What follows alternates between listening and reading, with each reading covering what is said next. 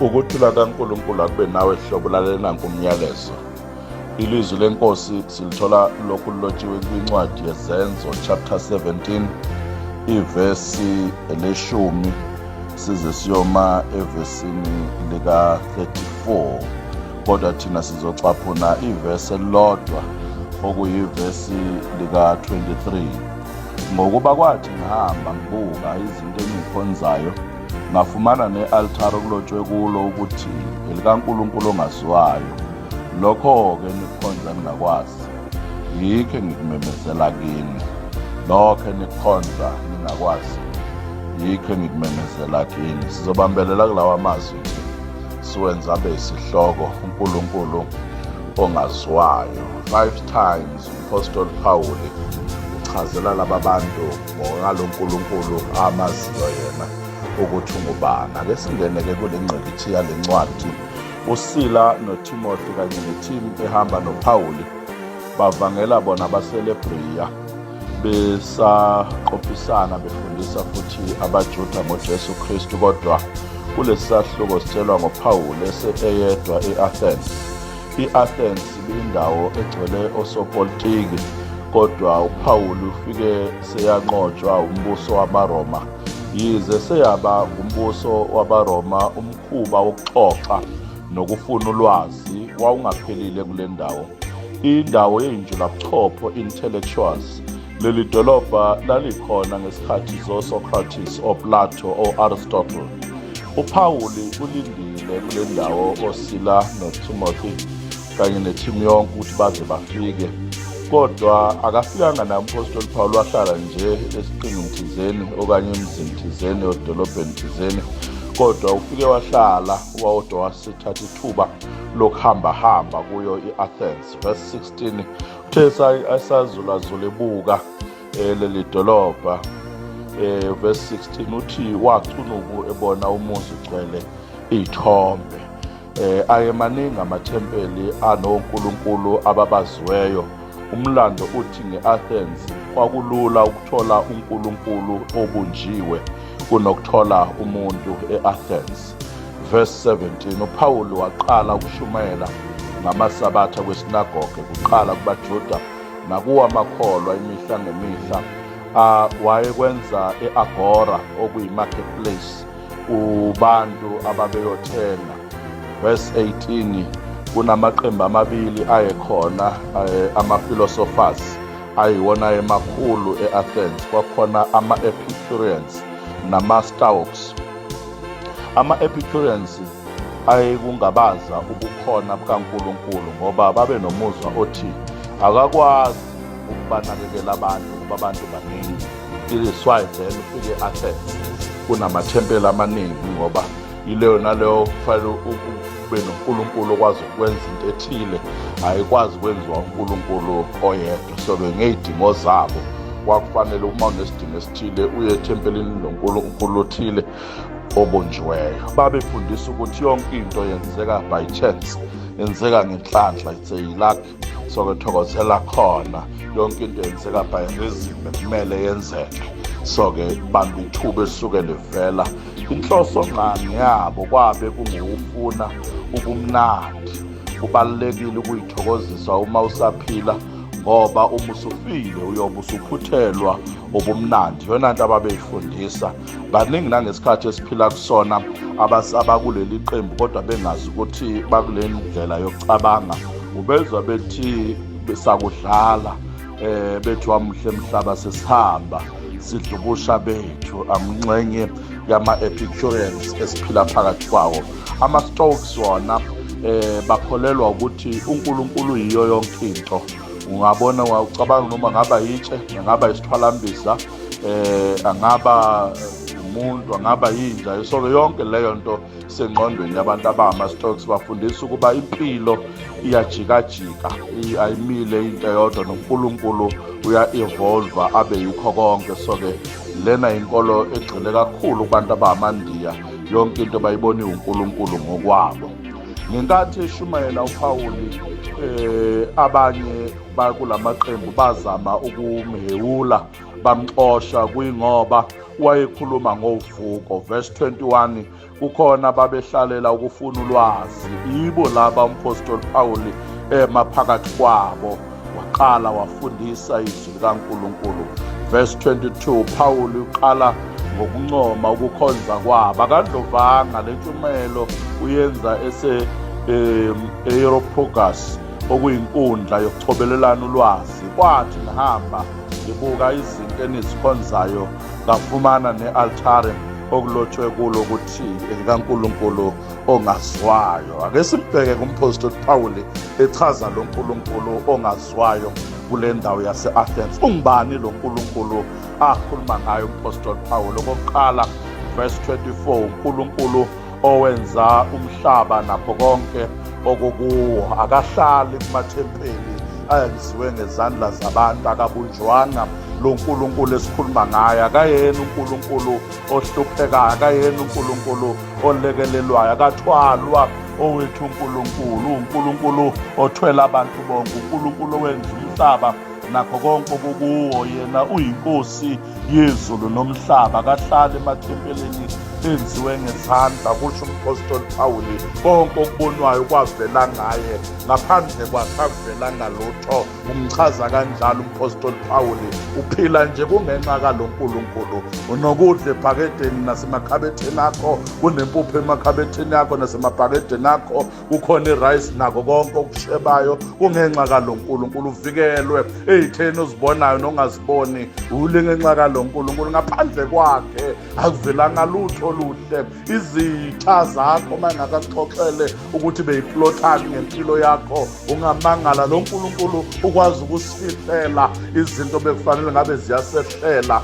azenze kube izitha zakhe. Lo nkulunkulu wethu abesethi uyokwenza izitha zethu zihlalisane kahle nathi. Unkulunkulu onjalo othe dala abeseyithambisa futhi nenhliziyo yesitha sakho. Kube yiso sizokutshela ukuthi bekuhlelwani ngesikhathi wena ungekho. Lo nkulunkulu wethu athi ohlabelelayo kudala uyamangalisa, wayikhipha inhliziyo yitshe wafaka inhliziyo kamoya. Wesibili umpostoli Pawuli, verse 25, unkulunkulu osipha ukuphila, unkulunkulu osipha ukuphila futhi akakhonzwa ngezandla zabantu.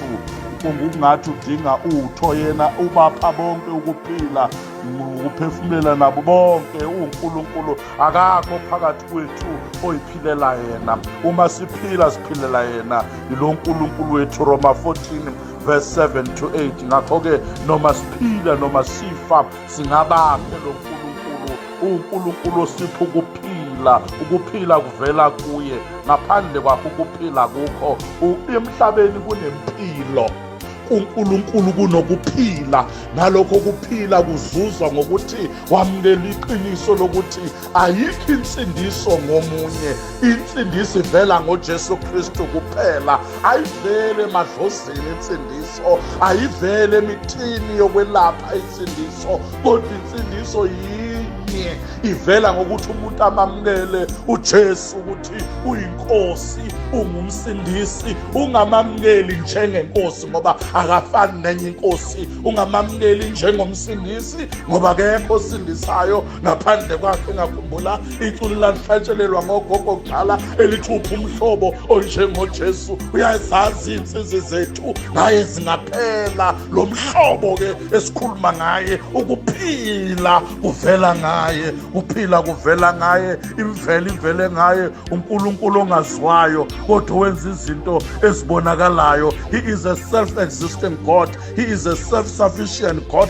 Akadingi lutho, akalekelelwa. Owethu uNkulunkulu akadingi empepho ukuze asondele. Uyahlala endumisweni yabangcwele bakhe, uhamba nathi. Lo nkulunkulu wethu asehlukani naye, silala sivuka sikuye lo baba wethu uNkulunkulu. Lokhu akusho ukuba uNkulunkulu wethu ubuthathu bakhe bumenza abe uNkulunkulu, noma kungakhulunywa ngabuthathu bukaNkulunkulu kodwa usawuNkulunkulu. Noma kungakhulunywa ngandodana kodwa usanguNkulunkulu. Noma kungakhulunywa ngoyise usanguNkulunkulu. Noma kungakhulunywa ngomoya engcwele usanguNkulunkulu. Aka-identifywa izinto ezikhulunywa yithi ngoba ungaphezu kwakhe. He is a self-existing God. Uvele kokungekho wenza kube kungekho, kwabonwa. Nokubonwa ukubonwa ngenxa yakhe, usengathanda futhi ukuthi okubonwayo engabe kusabonwa ngenxa yamandla akhe. Lokho okubonayo ukubona ngenxa yakhe.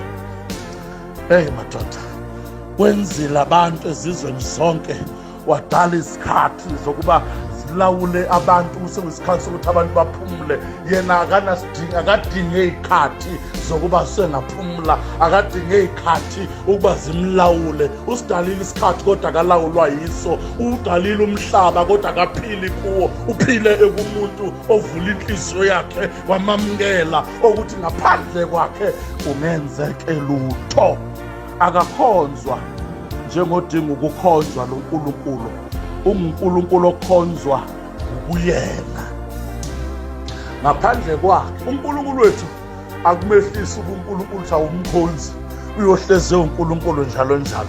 Okwesithathu verse 26-27 uthi mayimchaza umpostoli Pawuli, uNkulunkulu obusa izizwe zonke, yonke imibuso idalwe nguye, kuwa nokuvuka kwayo uncike kuNkulunkulu. Akhumbula incwadi kaDaniel chapter 2 verse 20-21 no chapter 4 no verse 17 wakhona mayesechaza uNebukadnezar ukuthi hawo lo Nkulunkulu uNkulunkulu okhonzwa, lo Nkulunkulu umenze wayodla utshani kuhle kweyinkomo. Wasiyabo uNkulunkulu oDaniel uNkulunkulu okhonzwa. iBhayibheli lithi sonke sivela kumuntu oqala uAdam, noma singahluka ngokobuzwe kodwa igazi linye ligijima kwimizimba yethu. Zonke izizwe zimiselwe ukungathokozi ngempumelelo yazo, kodwa sithokoze ngobukhulu bukaNkulunkulu ukuthi nakuba sisenezinto sifuna ingenxa yokuba lo Nkulunkulu usafuna ukuba simqonde. Lo Nkulunkulu wethu uyakhonzwa, uyahlaleka futhi kuye, uphelele futhi kulo Nkulunkulu wethu. Zifune kodwa uyifuna uNkulunkulu, zicinge zijeqeze kodwa uyijeqeze. Isimo sakho sinobudlelwano obuhle nalo Nkulunkulu ongaziwayo. Lo Nkulunkulu wethu akafikanga ngemikhumbi yabelungu, wayekhona imikhumbi ingakabi khona. Lo Nkulunkulu wethu ngengizwe abantu bethi hayi nikhonza uNkulunkulu wafika nabelungu. Asikhonzi wafika nabelungu, sikhonza lo wayekhonza ngoba bamkhulu bembiza ngokuthi ngumvelincane, ngoba wavela kuqala. Ngaphandle kwakhe imizi yobaba yikho, ngaphandle kalo Nkulunkulu imizi yobaba yikho, ngaphandle kalo Nkulunkulu izibaya zikho, ngaphandle kwalo Nkulunkulu abantu angeke baza ngalo Nkulunkulu impilo isakhona. Number 4 verse 28-29 uNkulunkulu unguyise wabantu bonke. Thina siyinzalo kaNkulunkulu. Akufanele sithi ubuNkulunkulu buyefana negolide, buyefana nesiliva, buyefana nemali, buyafana ngetshe.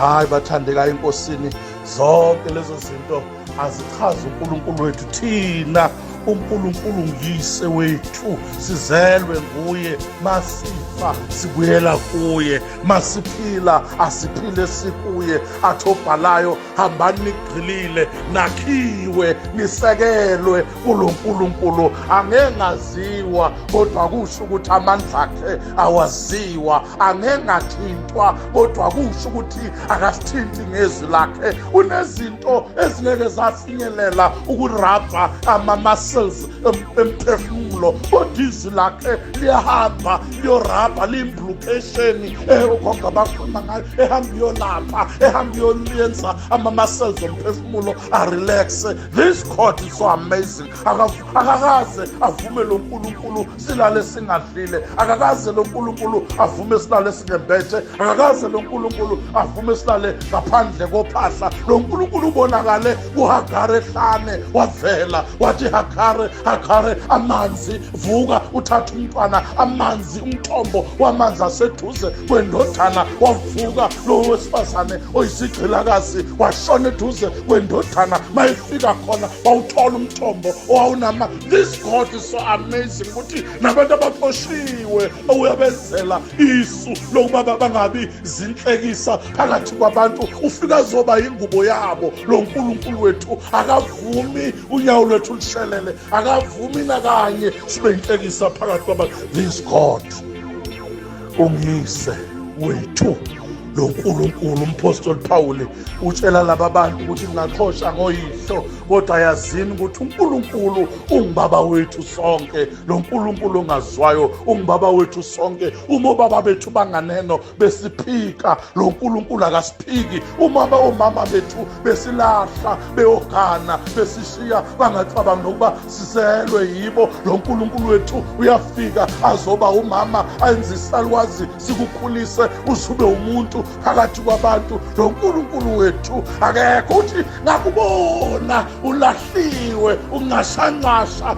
ngikubiza ngegama ngoba wawungaqothwanga nangasawuthi ne-umbilical cord inganqanyulwanga ukukhala usegazini lakho ungashanqasha. Ngakubiza lo nkulunkulu wethu usibiza kwizimo ezingezinhle, kodwa sithi zingezinhle zinjalo, kodwa sibe sekhuluma idestiny yethu. We serve a mighty God. Lo nkulunkulu wethu uyamangaza kwizimo esibhekana nazo esithi nathi ithemba sesilahlile. There are times empilweni la kungayikhuleki khona, kwena ngesikhathi kungasoshokoki lutho. Lo nkulunkulu wethu ufunda imizinzo, lo nkulunkulu wethu ufunda ikusasa, lo nkulunkulu wethu ufunda la asidalele khona enze siphumelele noma singasashongo lutho. Webazalwane, wofunda ukuthandaza, wofunda ukumthemba uNkulunkulu nangezinto angayishongo. Uliphutha ukuthi uzomkhonza uNkulunkulu kuphela ngenxa yezinto ayishilo, nalezi angayishongo womthembela zona, nalezi angayishongo wofakaza ngazo, nalezi angayishongo woshumayela ngazo, nalezi angayishongo wohlabelela ngazo. Methembe lo nkulunkulu ongazwayo. Uyadumiseka lo nkulunkulu ongazwayo, uyabongeka lo nkulunkulu ongazwayo. Athi umbhala kahle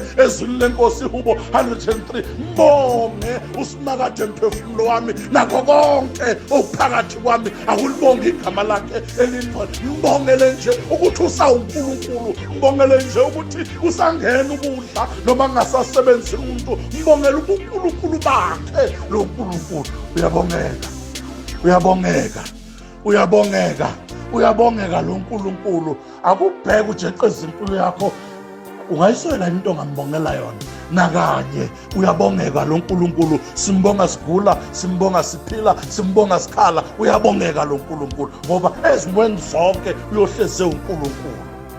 Verse 30 to 34, uNkulunkulu uyehlulela isizwe. Kungani? Ngokuba ikhathi zokungazi kwayithalalisa uNkulunkulu, ngokuba kalokhu simemezele ukuba bonke ey'ndaweni zonke baphenduke. So he's a God of justice.